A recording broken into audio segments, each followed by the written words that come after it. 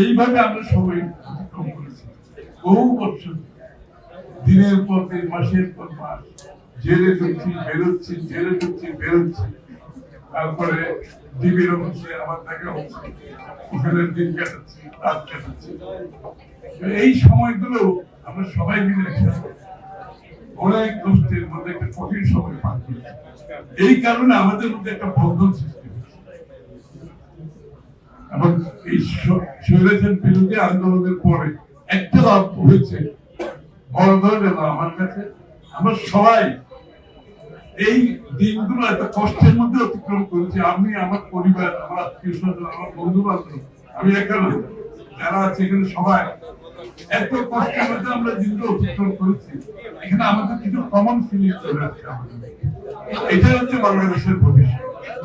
আমরা যে সবাই সাফার করেছি, কষ্ট করেছি এবং সেখান থেকে বেরিয়ে যাওয়ার জন্য, মুক্ত হওয়ার জন্য সংগ্রাম করেছি, সেই জায়গাতে আমাদের মধ্যে একটা ফ্র্যাটার্নিটি ডেভেলপ, যেখানে আজকে এখানে সবাই বসে আছে।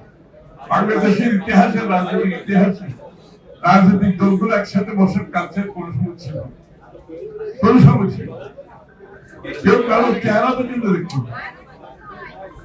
আজকে কিন্তু আমরা এখানে বসে, আমরা বসে ভবিষ্যৎ বাংলাদেশের কথা বলছি। আমরা এখানে বসে আগামী নির্বাচনকে কিভাবে সুষ্ঠুভাবে পরিচালিত করে দেশে একটি গণতান্ত্রিক অর্ডার ফিরিয়ে আনবো, সেই লক্ষ্যে আমরা সবাই করছি। যার যার অবস্থান থেকে অবশ্য, কিন্তু উদ্দেশ্য একটা, যে 16 বছরের যে সংগ্রাম, সেটা ছিল বাংলাদেশের মানুষের গণতান্ত্রিক রাজনৈতিক সাংবিধানিক অধিকার ছিনে দেওয়ার সংগ্রাম। এবং সেই সংগ্রামে আমরা জয়ী হয়ে যে বাকি কাজটা আছে, সেই বাকি কাজটা যদি আমরা করতে না পারি, আজ পর্যন্ত কিন্তু 14 মাস হয়ে গেছে। হাসিনা পালিয়ে যাওয়ার পরে 14 মাস আমরা অতিক্রম করছি, আজ পর্যন্ত কিন্তু বাংলাদেশের গণতান্ত্রিক অর্ডার ফিরে আসে। ডক্টর ইউনূস সাহেবের সরকার আছে, অন্তর্বর্তীকালীন সরকার আছে, কিন্তু বাংলাদেশে কিন্তু এখনো এই মুহূর্তে পর্যন্ত কোন গণতান্ত্রিক অর্ডার ফিরে আসে কোন, যার জন্য আমরা যুদ্ধ করেছি একটি নির্বাচিত সংসদ সরকারের জন্য, সেটা এখন আমরা পাইনি। এই জন্য আজকে আমরা সবাই ঐক্যবদ্ধভাবে আমরা জাতীয় সনদ সই করেছি এবং সনদ সই করার পরে এখন আমাদের বাকি কাজ যেটা আছে, আগামী নির্বাচনে সকলে ঐক্যবদ্ধভাবে অংশগ্রহণের মাধ্যমে বাংলাদেশে একটি গণতান্ত্রিক অর্ডার ফিরিয়ে আনবো।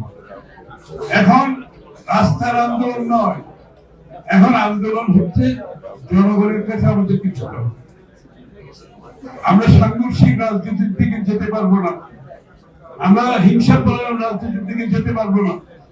আমরা পরস্পরের সাথে সম্পর্ক নষ্ট করে রাজনীতি করে যদি যাই, আবার সেই পুরনো কালচার আমাকে ফিরে।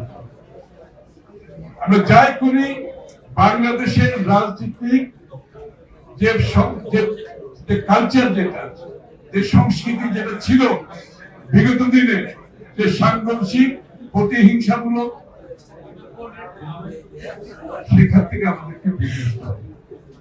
আজকে আগামীর বাংলাদেশ গড়তে হলে আমাদেরকে সহনশীল হতে হবে, একে অপরের প্রতি শ্রদ্ধাবোধ রাখতে হবে, দ্বিমত পোষণ করেও তার মতকে শ্রদ্ধা জানাতে হবে।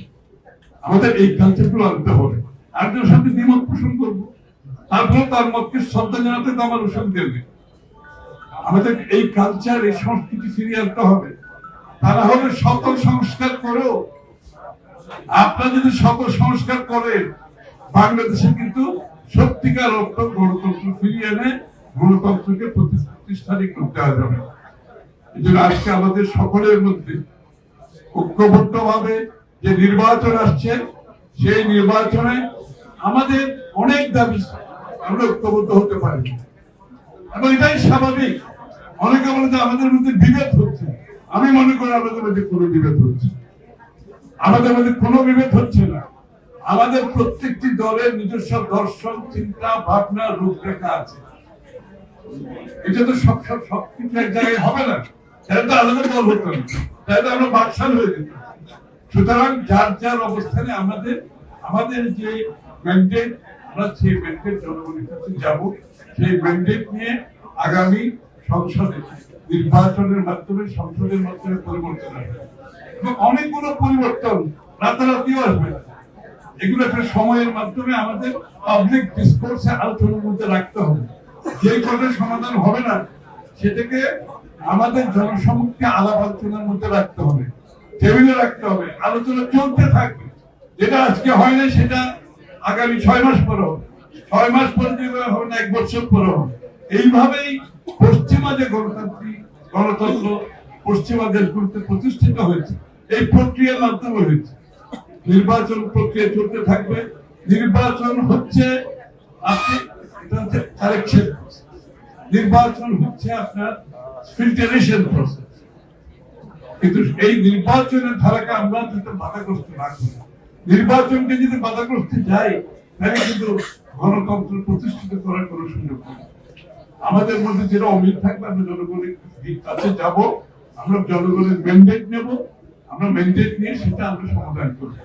রাস্তায় সাংঘর্ষিক অবস্থা, প্রতিদিন হিংসার মাধ্যমে এগুলো সমাধান করতে গেলে আবার শেখ হাসিনার জমানায় ফিরে যেতে হবে। এটা করা যাবে না। সুতরাং আমাদেরকে আজকে সবাইকে মিলে ঐক্যবদ্ধভাবে সত্যিকার অর্থে একটি গণতান্ত্রিক পরিবেশ সৃষ্টি করতে হবে। সবাইকে ধন্যবাদ।